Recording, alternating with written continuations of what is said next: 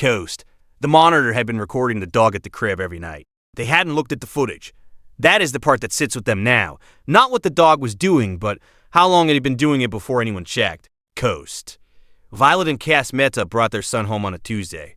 He was 4 days old, 7 pounds, 4 ounces, named Elias after Cass's grandfather, and he had been cleared for discharge by the neonatal team with a mild jaundice reading that fell within the range labeled to watch or reassess at the 2-week pediatric appointment. Coast.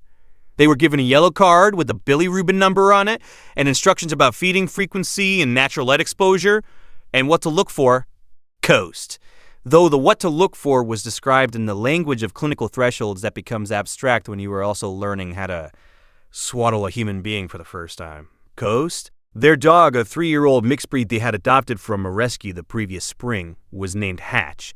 He was 61 pounds, brown and white, with the kind of face that made strangers stop and ask what breed he was, which was a question nobody could conclusively answer.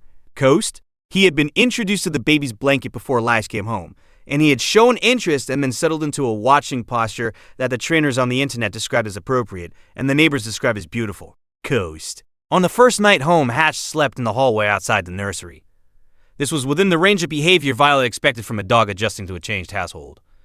On the second night, he was at the crib rail. Violet moved him back to the hallway. Coast.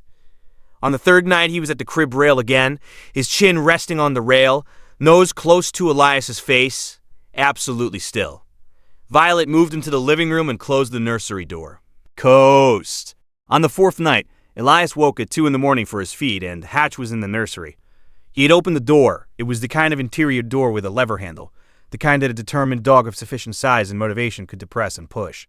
Violet had not known he could do this. Coast. She stood in the doorway and looked at the dog standing at the crib and made a decision she would later call the most expensive right thing she ever did wrong. She decided the door would now stay open. Coast. She told Cass in the morning. I decided it was easier to let him be there than to keep moving him. She meant this practically. She was 8 weeks from the end of a difficult pregnancy and 4 days into the work of keeping a person alive. Easier meant something different than it had before.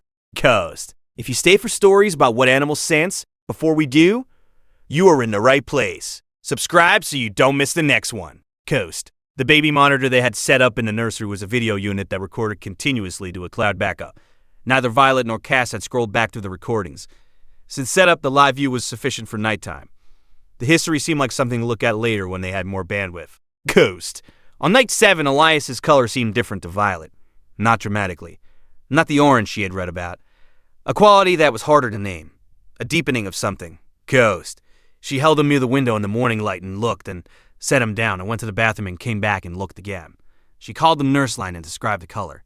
The nurse had to come in. Coast. They drove to the pediatrician's office. Dr. Raj Patel, the second physician Elias had ever seen, held a small device against Elias's forehead and got a number. He looked at it, looked at Elias, and looked at Violet. Bilirubin 28.3, he said. We're going to the hospital. Coast. Jaundice at that level in a 7-day-old infant is not managed at home. Bilirubin at 28.3 in a newborn can cross the blood-brain barrier. The condition that follows, bilirubin encephalopathy, is not a complication that reverses. Coast. It is the kind of consequence that the yellow discharge card was designed to prevent, and that families sometimes miss because the rise is gradual and the visual cues require a quality of attention that is difficult to sustain across 7 days without sleep. Coast.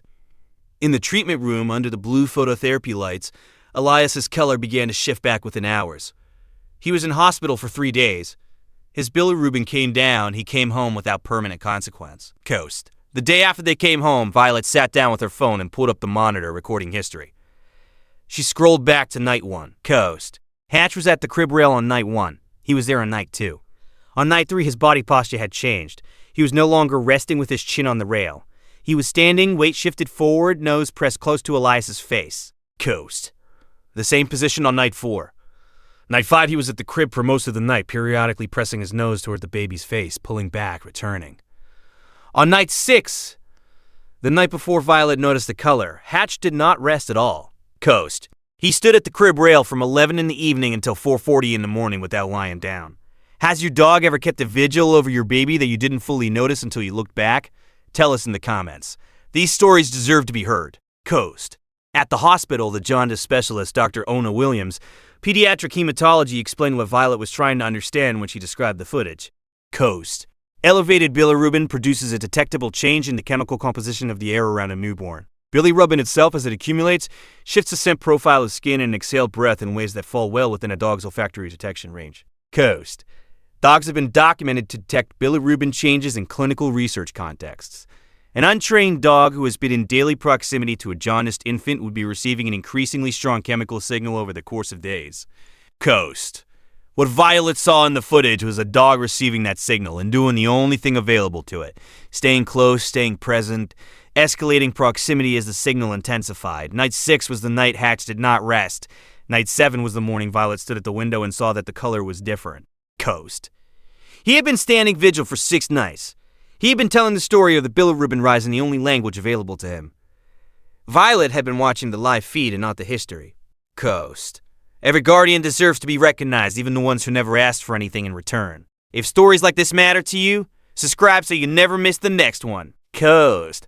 Hatch sleeps in the nursery now? Violet did not move him back to the hallway after they came home. She put a dog bed in the corner near the crib, and he uses it. Some nights she checks Elias. Coast. Usually everything's fine. Sometimes it isn't quite right, and she catches it faster than she otherwise would. And she calls a nurse line, and she comes in, and the number is a little off, and they manage it before it becomes the other kind of story.